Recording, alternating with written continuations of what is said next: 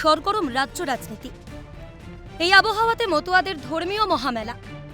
মতুয়া ধর্মের গুরু হরিচাঁদ ঠাকুরের ২১৩তম জন্মতিথি উপলক্ষে গাইঘাটা ঠাকুরনগর ঠাকুরবাড়িতে শুরু হলো মতুয়াদের ধর্মীয় মহামেলা।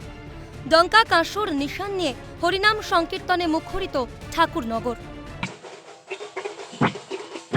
এবারে পরিস্থিতিও অন্য রকমের, তাই সেই উপলক্ষে প্রতি বছর আমরা এখানে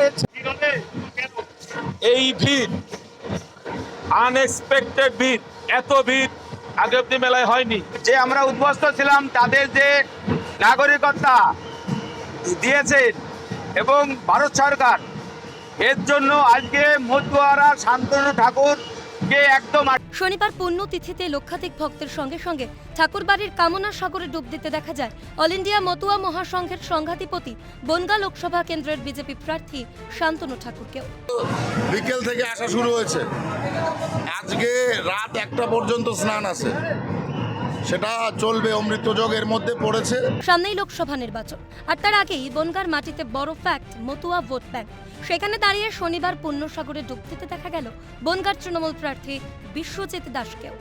যদিও এখানে রাজনীতি টানতে নারাজ দুই যুযুধানী।